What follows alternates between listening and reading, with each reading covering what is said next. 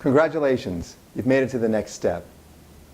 One of the first suggestions that I have for you in getting ready for this face-to-face interview is that you continue to do the same amount of research that you did the first time. I sometimes speak with some candidates who do a great job preparing for the first interview. Unfortunately, they go into the next interview feeling like they've done all this great research, taken the time to prepare for that first interview, that they're ready to go. Often there's a lot of time that's elapsed between the phone interview and the face-to-face interview. They get in front of the hiring manager or the other interviewers and realize that research, that information isn't as fresh as it was the first time. So my first suggestion is that you don't let your guard down. Continue to do your research, build that list of 10 questions, 5 relative to the position and 5 relative to the company. Remember to do your best to keep your questions as open-ended as possible, including some insight on the front end. That insight could include your own experiences, information that you found on the website, information that we've discussed. It might also include insight that you got from the first round of interviews that you can now build upon. Make sure you bring enough copies of your resume so that you've got one for every interviewer you're meeting with. In addition, I do strongly suggest you bring one for yourself. I want to make sure that you've got that in front of you so that if you're citing statistics that you've written down on your resume, that you're citing them consistent with what the interviewer is reading at the same time. Now, with that being said, this is by no means an invitation for you to be reading off of your resume. This is still an interview of you, not your paperwork. Many of our clients have moved to a business casual environment. It's probably more the norm today than anything else. It can be confusing as to how to show up for an interview. I'm a strong believer that unless a company invites you to do otherwise, this remains a business formal interview. So men, suit and tie, women, suit and blouse, or something equivalent. This may sound like a bizarre suggestion, but 10% of the times when I debrief a candidate, the debrief starts with, it would have gone great if, add some obscenities in there and references to people spilling coffee on them or dropping food on them at breakfast in the morning or something. In order to alleviate any similar embarrassment that comes from that, I strongly suggest you consider packing an extra shirt and tie, women an extra blouse in the car. It's always easier to pull over, go somewhere, get changed beforehand. Likewise, I suggest a dark suit rather than a trendy, seasonal suit. The reason being it hides stains a lot better. Now, most hiring managers don't care. The reality is they expect that you didn't pick a shirt and tie out of the closet in the morning with a huge coffee stain on it. However, it does definitely take away from your attention because often you're going to be subconscious that people are staring at that. So I strongly suggest an extra shirt and tie or an extra blouse. Likewise, if you're anything like me, I like to snack throughout the day. Ask anybody here in the office. If I don't, I'm a pretty grumpy guy to be around. If you're anything like that at all, I strongly suggest you pack a snack. Whatever your fix is, a piece of fruit, an energy bar, a candy bar, whatever that may be, and excuse yourself in between one of the interviews so that you can go and have something to eat. The last thing that you want is it to be the end of the day and your energy's fading, or perhaps you're approaching lunchtime and your stomach sounds like a volcano about to blow. To prevent those embarrassments, consider bringing a snack with you as well. During the interview, I want to make sure that whomever you're speaking with is paying attention to nothing but you. A little bit easier than in a phone call. Now that you're in person, you can see this person, see what they're doing, so you can tell if they're paying attention or not. But if at any point during the conversation, especially if you're in a group interview, it's very easy for 1 or 2 people to dominate and others to kind of be daydreaming on the side. If you sense that there's people that are not paying attention to you, all you need to do is mention their name and they'll snap out of it. Now, it's not as simple as mentioning their name. You want to incorporate it subtly into a question or response to an answer. You could be answering one person's question in an interview and reference a second person who you think you've lost. For example, Mary, great question. Or, hey, that's a great question. Joe, earlier you asked about this. This ties into this as well. Mentioning their name, it's a subtle thing. Don't overdo it. When it's overdone, it can become very annoying. Now, different than a phone interview, it's common during the face-to-face interview you're going to be meeting with multiple people who have multiple functions in the organization. They're each looking at this role from a different angle. My suggestion to you is that as quickly as possible you want to figure out how they're perceiving, how they're viewing this position. So two of my favorite questions to ask are, number one, what are the 2 or 3 things that I could do in the first 3 months, maybe 3 to 6 months, that would have the biggest, most positive impact on you and your team? Assuming they answer that, a logical follow-up would be, what are the 2 or 3 challenges that I'm going to face in making that a reality?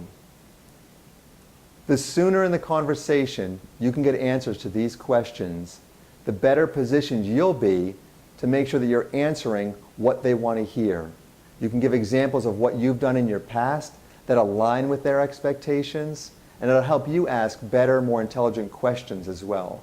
Let's assume you don't feel that's an appropriate question to ask. Maybe you already know the answers to those questions because you've spoken with the interviewer on the phone in the past, as an example. At an absolute minimum, you want to try and understand their expectations for the discussion. For example, Joe, I understand we've got 30 minutes, 45, 60 minutes here. It's a short period of time that's going to go by quickly. So that this is a good use of your time as well as mine, can you help me understand your expectations for the discussion? In essence, you're saying, well, what do you want to talk about?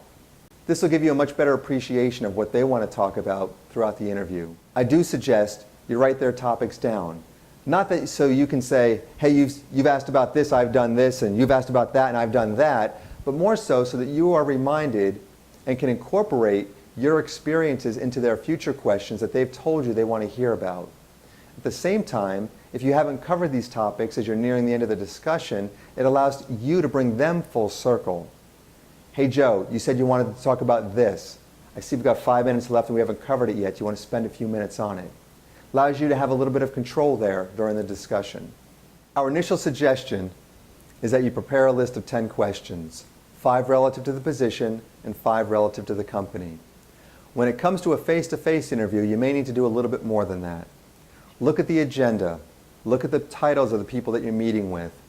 Try to understand in your own circumstances today how their expectations looking at this role may differ, and you need to prepare questions along those lines. At the same time, there are some questions that may be the same, and that's fine. You may leave at the end of the day feeling like a broken record.